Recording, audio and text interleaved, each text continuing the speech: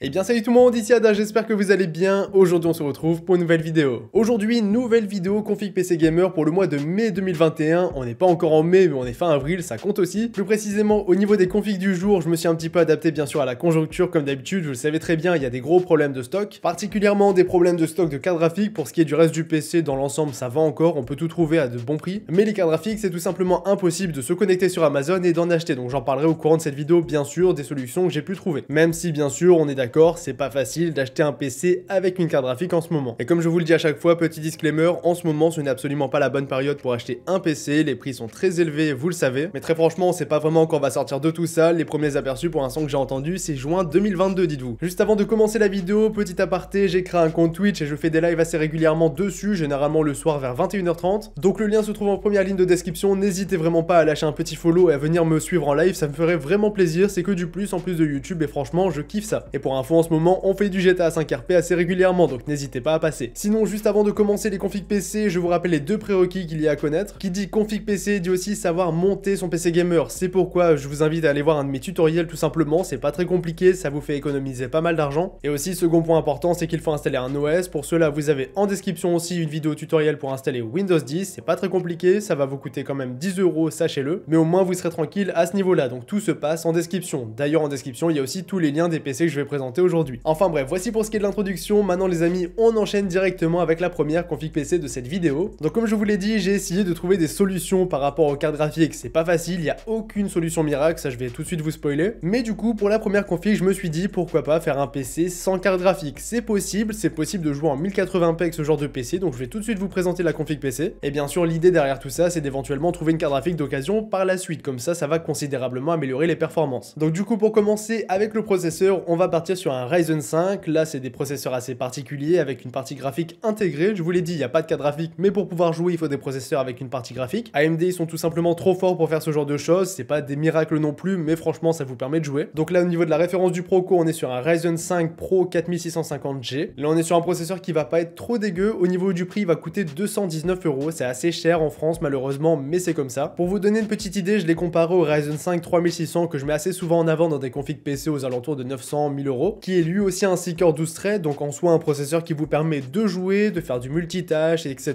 Il n'y a pas trop de soucis à ce niveau-là. Donc là, pour vous donner une petite idée, parce que forcément, ça va pas être la même puissance réelle au niveau des processeurs, là, il y aura à peu près 20 FPS d'écart si vous avez les deux mêmes processeurs avec une carte graphique. Mais du coup, dans un premier temps, le processeur 4650G vous permettra de jouer sans carte graphique. Donc un bon petit processeur, on va dire, pour commencer avec un petit PC. Ensuite, au niveau des cartes mères, il y a pas mal de références qui s'offrent à nous. Par exemple, les A520, c'est des références qui viennent assez vite en tête, mais quand j'ai vu les prix, je me suis tout de suite dit ah, je vais regarder ce qu'il y a d'autre quand même, parce que ça tourne autour des 70-75 € voire plus. Et au final, j'étais étonné de trouver ce modèle-ci à ce prix-là, mais j'ai trouvé une B550 AMD S3H de chez Gigabyte. Certes, c'est de l'entrée de gamme, mais franchement, ça ira parfaitement bien avec le processeur. Et là, je l'ai trouvé aux alentours de 85 €, donc franchement, le prix est vraiment top. Au niveau de la RAM, pour faire le moins cher possible dans un premier temps, si vous voulez, vous pouvez prendre une fois 8 Go de RAM. Après, même s'il n'y a pas de carte graphique, c'est pas forcément quelque chose que je vous conseille. Si vous pouvez mettre 40 € supplémentaires directement, faites-le, parce que là, par exemple, je fais un montage vidéo, j'enregistre en même temps et j'ai besoin de plus que 8 Go de RAM. Donc pour de la bureautique, etc.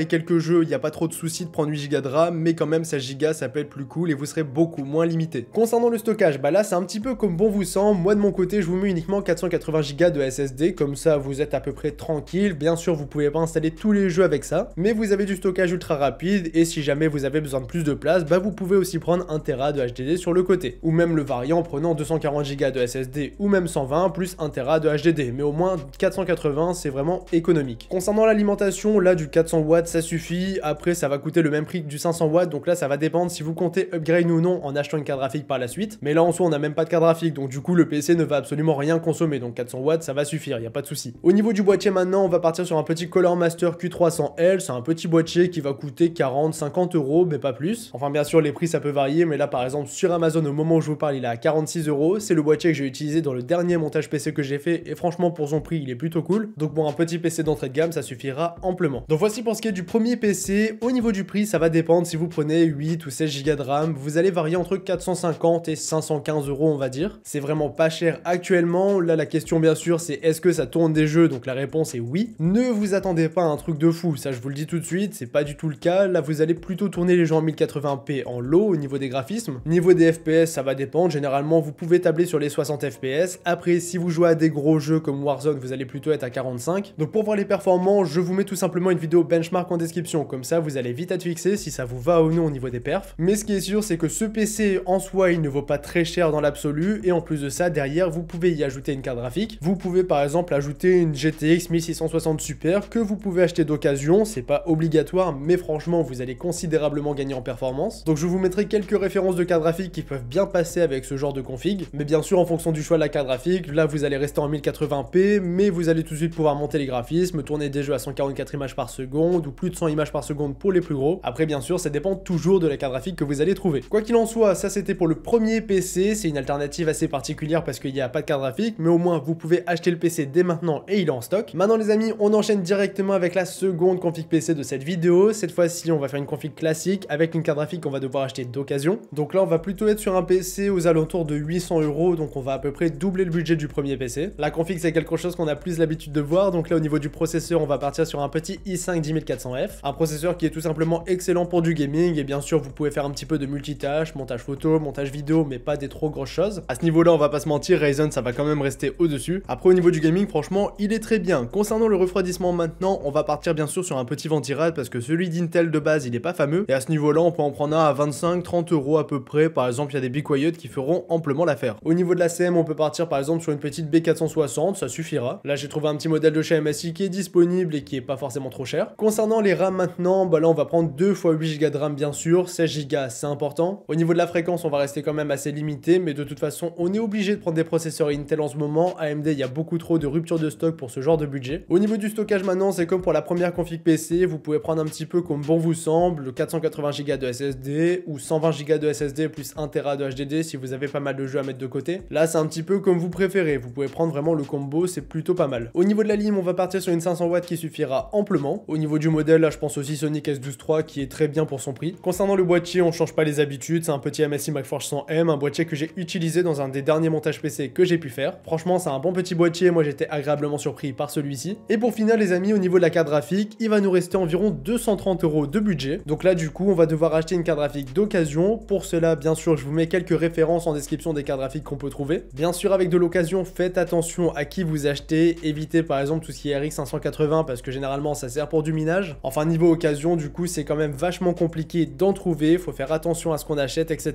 Donc restez sur vos gardes, mais c'est à peu près la seule solution qui s'offre à nous actuellement. Après, bien sûr, si vous pouvez monter le budget, bah vous pouvez mettre une carte graphique un petit peu plus onéreuse. Ce qu'il faut savoir, c'est qu'habituellement, j'aurais mis par exemple une 1660 Super ou même une 2060 dans le PC. Mais là, tout simplement d'occasion, ça vaut pas 230 €, c'est plus cher que ça. Et si jamais, quand il y a des réapprovisionnements de cartes graphiques comme des 1660 Super justement en neuf, bah ça va plutôt être vendu autour de 400-430 €. Donc là, ça va exploser le budget encore une fois. Donc à ce niveau-là, pas vraiment de solution miracle, c'est très compliqué malheureusement. Maintenant les amis, on va partir sur des configs PC plus haut budget, comme ça vous avez plus une chance de trouver une carte graphique neuve avec des restocks qu'il y a assez fréquemment. Même si c'est des restocks en très petite quantité, c'est quand même possible d'en trouver avec les nouvelles cartes graphiques. Bien sûr, c'est des prix complètement démesurés et je fais cette vidéo tout simplement pour ceux qui cherchent un PC, mais sachez qu'actuellement, malheureusement, les prix, vous l'avez compris, c'est complètement un truc de ouf. Et concernant le budget de la config PC, dans l'idée, ça aurait pu tourner environ autour de 1300-1350 €, mais en fonction des prix des cartes graphiques custom que vous allez trouver, ça peut monter jusque 1500-1600 €. Et croyez-moi, ça me fait mal de vous dire ça comme ça, mais malheureusement, c'est ce qui se passe en ce moment sur le marché. Bon, là, ça fait beaucoup de mauvaises nouvelles, mais on va commencer par une bonne nouvelle pour cette config PC. C'est au niveau du processeur, on est sur le Ryzen 7 3700X qui a complètement baissé et qui, franchement, au niveau rapport qualité-prix, est devenu top. Là, actuellement, au moment où je vous parle, on peut le trouver sur Amazon à 250 €. C'est un processeur qui est franchement au top du top, c'est un 8 coeurs 16 threads. Autrement dit, un processeur qui sera tout simplement excellent pour tout ce qui est montage photo, montage vidéo, gaming, streaming, etc. Franchement, il sera très bon. Je l'ai d'ailleurs utilisé en tant que processeur principal pendant un petit moment. Là, je suis passé sur un 5800X, mais en attendant le 3700X, franchement, je m'en suis bien servi. Et d'ailleurs, je vais le remettre dans un autre PC par la suite, parce que franchement, il a pas fini sa vie avec moi. Donc 250 € pour ce Proco, franchement, c'est pépite. Après, bien sûr, vous avez aussi le 5600X qui est un peu meilleur pour faire du gaming, par exemple, 15-20 FPS de plus généralement. Après, en fonction des jeux, ça peut aussi être un peu moins, mais généralement, il n'y aura pas plus de 20 FPS de plus. Après, c'est un processeur qui va coûter quand même beaucoup plus cher, parce qu'on est au-dessus des 300 €. Donc pour le coup, je le trouve un petit peu hors budget, et vu le prix du 3700X, franchement, je vous conseillerais plutôt celui-ci. Au niveau de la carte mère, on peut partir sur une petite B550. Il y a les modèles Tomahawk de chez MSI qui sont en promotion en ce moment. Après, si vous voulez faire un petit peu d'économie à ce niveau-là, les modèles TUF aussi seront très bons au niveau rapport qualité-prix. Concernant les barrettes de RAM, on va prendre 2 x 8 Go de RAM. Si on peut, on prend des 3600 MHz Cas 16. Par exemple, les RAM rames de chez Ballistic sont vraiment excellentes. Après, si elles sont pas en stock, on prendra des 3200 uniquement. Mais si 3600 c'est disponible, n'hésitez pas, franchement, c'est nickel. Concernant le stockage, encore une fois, c'est un petit peu comme bon vous semble. Si vous voulez faire un petit peu dans le souci de l'esthétisme, vous pouvez prendre du M.2. C'est un peu plus cher, mais au moins vous pouvez le cacher et ne pas faire de câble. Après, vous pouvez tout aussi bien prendre 2 SSD, un SSD plus par exemple 2 Tera de HDD. Là, ça va vraiment dépendre de vous. Mais du coup, niveau stockage, on va compter à peu près 100 € dans le budget de la config. Comme ça, on est à peu près tranquille. Concernant le boîtier maintenant, on va partir sur un petit Fantech P400A qui est, je trouve, un très joli boîtier. De temps en temps, il y a des ruptures de stock. Donc, s'il est plus en stock au moment où la vidéo sort, je pourrais en mettre un autre. Et si vous voulez le changer d'ailleurs, vous pouvez le changer, c'est pas un souci. Après, celui-ci est franchement très joli. Juste si vous le prenez, n'hésitez pas à rajouter un petit ventilateur sur la façade arrière parce qu'il n'y en a pas à la base. Et pour avoir un meilleur airflow, franchement, ça peut être intéressant. Et les amis, pour finir au niveau de l'alimentation, une 650 watts modulaire Gold Plus, ça suffira largement. Par exemple, les modèles Seasonic sont très bons, les modèles RM 650 de chez Corsair sont aussi bons. Donc là, je vais faire en fonction des stocks, mais généralement, ça va coûter une centaine d'euros. Après, niveau refroidissement du processeur et tout ça, j'en ai pas parlé. Le ventirad de base pourra faire l'affaire, mais bien sûr, si vous voulez, vous pouvez le changer, mettre un autre ventirad ou un water cooling, mais là, pour le coup, je l'ai pas inclus dans le budget. Maintenant, les amis, concernant la carte graphique, j'ai prévu pour cette config une petite 3060 Ti. Je pense que ça rentre amplement. Sachant que le modèle Founders Edition est vendu de temps en temps sur LDLC, on peut le trouver à 420 €, même si c'est compliqué. Après, avec LDLC, on sait jamais, ils peuvent très bien monter aussi les prix des modèles Founders Edition, mais de temps en temps, il y en a qui sortent à ce prix-là. Mais si vous comptez acheter un modèle custom, c'est parce que c'est aussi les modèles custom qui sont le plus disponibles. Les modèles Founders, ça reste assez rare. Bah, dans ce cas-ci, un modèle custom, ça va plutôt revenir à 650 € en moyenne. Ça peut aussi monter à 700, ça peut être un petit peu en dessous aussi, mais généralement, comptez à peu près ce budget-là. Et oui, ça fait mal, sachant que le modèle de base vaut 420 €. Malheureusement, est-ce qu'on a le choix? Pas vraiment. Après, vous pouvez aussi mettre ce budget dans une carte graphique d'occasion. J'aime un peu moins, c'est quand même une grosse somme d'argent à mettre dans un produit qui n'est pas neuf. Mais si jamais, s'il y a des cartes graphiques d'occasion intéressantes, je vais regarder ça parce que quand je vois que les 1660 Super sont vendus 400 voire 500 € des fois, j'ai peur. Donc je vous tiendrai au courant en description, ce sera plus simple. Mais sinon, dans l'idée, pour cette config, c'est une 3060 Ti. Maintenant les amis, pour en terminer avec cette vidéo, je vous mets aussi une petite configuration en bonus en description. C'est exactement la même que celle que je viens de commencer en version design. Et d'ailleurs, petit aparté, j'ai oublié de vous dire que la 3070 version Founders Edition est vendue 520 €. Du coup, vous pouvez éventuellement la trouver moins chère que des versions custom de la 3060 Ti. C'est un petit tips comme ça, mais ça pourrait vous servir si jamais vous la trouvez. Du coup, pour cette config bonus, bah rendez-vous en description. Mais en gros, pour faire simple, c'est la même en version full RGB avec un boîtier RGB, un water cooling RGB, etc.